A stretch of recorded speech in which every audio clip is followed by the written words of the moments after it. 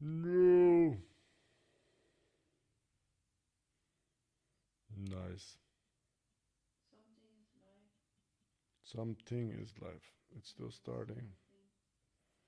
It's weird though. And we're live again. Sorry, everybody. I don't know what happened there. I'm back.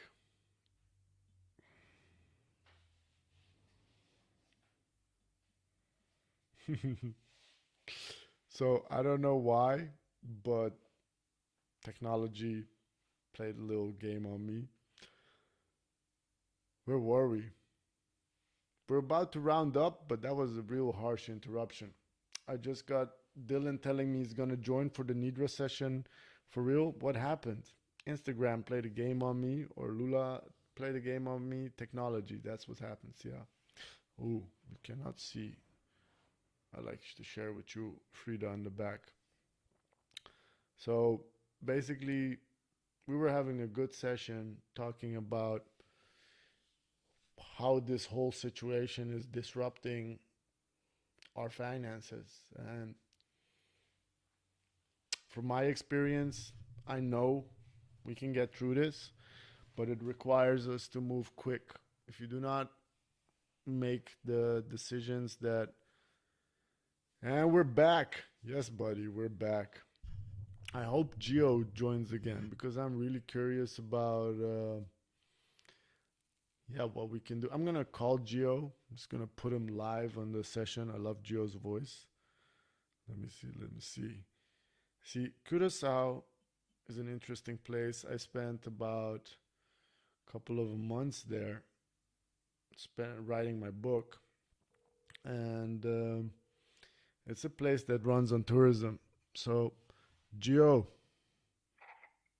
Yeah, the connection got lost, I think. yeah, man, I'm putting you on the microphone. You're a guest on the podcast right now. I want to hear what this Okay. situation is. I don't know. Can anybody tell me, Gio, talk a little bit, tell them who you are, where they can find you, and then I'm going to check if everybody can reach you. Okay, can anyone hear me out there? I'm from Some Curacao, friend of Bijan. If you're looking for me, my last name is Zanolino. Zanolino. You can find me on pretty much all social media and so YouTube. Geo, But the situation, if you can hear me, it's full quarantine, full lockdown. So for a while they closed down the airports, and slowly they still let people from the island come back. But there were still a couple of routes in. I think then the government started making a quarantine and then an actual curfew. So now you can't be in groups of three. You can't really go jog or you can't go surf. All of that stuff is you can get big fines, relatively huge fines for our island. how big Uh, are the fines? I think in a couple of the thousand guilders or so, which for here is pretty high compared to the normal fines. Like in Holland, that's not so huge. So what's that, 500 euros or so? 500 euros? Yeah, that's the same In some amount we cases, have over here, man. It's huge. it's huge in some cases, but I'm not. I don't know the numbers so well on all the different types of fines. Uh-huh. But I think the government probably knows a little bit more than they're telling, because recently they found a case of the COVID at a bank, someone Okay. helping clients. Okay. So it's already local, and then they know it's spreading, and people. It wasn't like crazy in Holland, but people were still, kind of meeting a little bit and stuff. So now it's real curfew. So we got a I think we question. had. We got a question coming in, Geo. Does the You government help companies like they do here in the Netherlands? What are the packages for Curacao? uh, Not so much, but more they're trying to motivate businesses to at least give people room on the rent. So at least give them a postponement on payments. Some businesses I know are trying to pay out the median income of your commission maybe of the year before. A lot of people who have a salary obviously still get their salary, but all the flexible workers are laid off. Mm-hmm. And I was kind of aim to see big ass hotels together looking for donations from like the little guys to pay the flexible workers they all laid off. And I know honestly, not to be a dick, but they don't really invest in the little guy. You know, so then for them to turn around and kind of be like, oh yeah, oh shit, we have to have all these people, like we need the donations to pay them. Then I'm like, man, come on, like it's a little bit pathetic So for me. But yeah, it's karma. If you build up something that is so afhankelijk, so much what's the word in English again? dependent. So it's kind of crazy to see, but everything's on his head. The people that are more zelfstandig, they can still do their work, and the artists are still all doing their work, but the effects are large, and the effects on the economy will probably be lasting for at least a year or two. So Sia is asking, how's the social distancing going? Well, that seems to be, everyone's fine with it. I mean, for me, I'm quarantined as an artist by nature, so for me it's not hard. But I do see people that are used to having a structure where they can work at freak out a bit. Some of the people have to be home with your kids all day. It's kind of different. Is there but any? overall, I think Is the there audience any? is taking it pretty serious, pretty proactive. Like I even see the trendsetters and the influencers kind of motivating to sit the fuck at home. Making rap songs, like even the people the youth look up to are giving that message: stay home. Politics as well, but in politics it's like a lot of reporters asking stupid ass questions and a waste of time. A lot of the Is there any financial support from the government? What's the outlook on that? Very little. Government really put very little money accessible. Yeah, I think they put like one. I'm not sure about numbers, but a couple of million, and the monthly income on the island in total, I think, is over 80 million. Okay. So it doesn't barely cover anything for even a couple of weeks, and for a couple of jobs. So a lot of people are in deep shit, and we have to see what the results are. If people are really gonna be hard asses and kick people out of their houses. I know the bank. At least the banks are giving people 3 months on the hypotheek. Okay, 3 months delay on your mortgage. Yeah, so at least they won't default on their mortgage directly.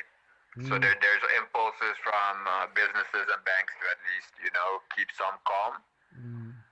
But overall, yeah, it's like, I guess, the rest of the world. Some people are really paranoid and want a full lockdown and a complete police state. Other people are like, wow, if I can't even go surf, that's kind of crazy. But on the other hand, I think most people understand, look, if it spreads that quick and the hospitals can get over capacity so easily, and you obviously have to take precautions. Yeah. Are you doing anything? But the Horeca's going to suffer the hardest. Are you doing anything? anything? The Horeca's going to suffer the hardest because, there's a lot of restaurants. Yeah, that's the main economy of Curacao is hotels and restaurants, right? Bars, all this stuff is closed.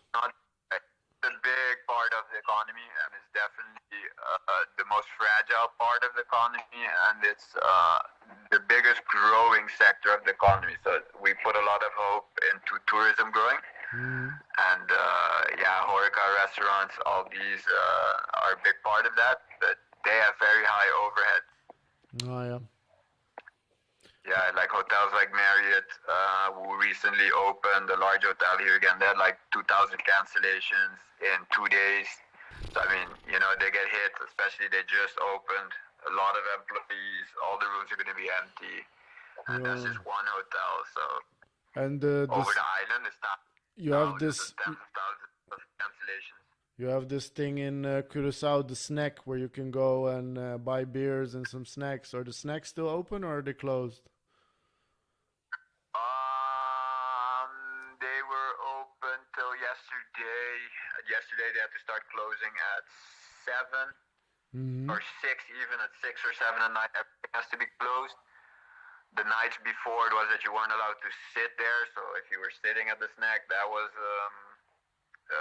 crime, let's say. But now it's really you can only pick up essentials. You can only go out for essentials, or if you have an essential job. And for the rest, you're expected to stay home. So that's pretty much full lockdown. I don't see police driving around or anything like that, So I don't know how badly it's enforced. You know what I mean? probably not very strict, but the laws are pretty much in place now. That if you're in a group, yeah, you can definitely get Get in notice. trouble. So Giovanni is here with us from Curacao, sharing what it's like to be in complete lockdown.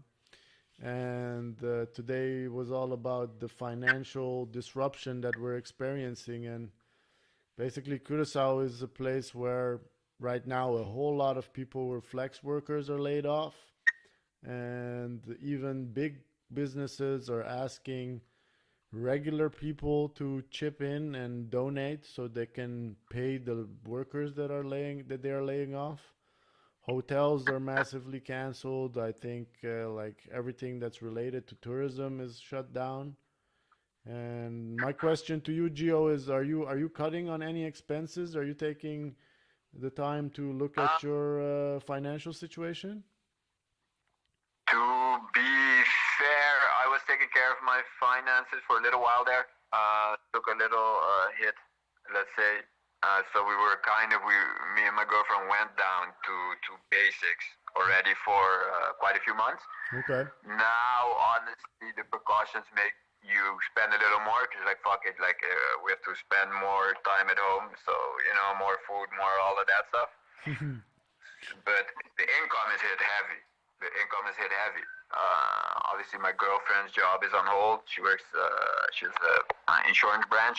Yeah. So she has like 50 agents who can't work right now, Wow. and she did manage to get a type of 3 months loan for all of them via Okay. the account.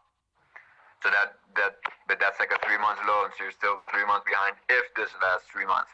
But the income is halted, so it's gonna be pretty heavy, and we have to see how it works out and what the government does. Mm. Uh, like yeah, it's a lot up in the air right now. Yeah. A lot is in the, you know, for all I know, when we wake up, it's a completely different world. That's completely true, brother. I want to thank you very much for sharing your insights in the news from Curacao. All right. I wish you strength and endurance, and lay off the cookies. I know you like the cookies and the candy. Love you I loads. love the group. Love the art too. Love the art. Hey, check out the YouTube, bro. Making a lot of psychedelic videos I lately. saw it, man. Check out Zanolino on YouTube and on Instagram. He's got some crazy stuff going on. Thank you very much, Gio. Thanks for joining the episode. Keep in touch, my man. Peace. Love. Peace. So there you hear it. It's tough. It's tough out there. And as businesses are cutting costs, as people are not getting paid, you and I have to watch our wallets. And that means looking at those expenses, seeing what we can cut immediately, what we can postpone, and how we can make it last longer. And at the same time, being humble and looking at where we can gather some income stream. And I think I want to round it up with really emphasizing look at this as a game. It's not gonna affect you as a person, and you can be good at a game. And the game is spending little, earning as much as possible. Where can I cut costs? That's bonus points in the game. Where can I save some money? That's bonus points in the game. How can I make sure that my savings last as long as possible? That's the aim of the game. So next week Tuesday 8:30 I'll be announcing the topic, and this Thursday evening I'll do a live Nidra session, and I'm thinking about doing 2 live Nidra sessions a week. I'll let you know. Keep in touch with my Instagram, my Facebook. I'll be integrating all of this stuff in my website. And yeah, what can I say? This was a really nice experience for me. Tell me how the audio quality was, how the video quality was. I hope to incorporate my computer screen so I can add some more visuals so you don't have to be stuck with my face all the time. But then I can explain a little bit more about the feelings that we experience when we're disrupted. And thank you all for joining. See you all at the yoga session 8:30 Thursday night. Have a great evening and stay strong. Stay far away from me, like 1.5 meters at least. And if you want to go for a walk in the park, let me know. Have a good evening, y'all. Ciao, ciao.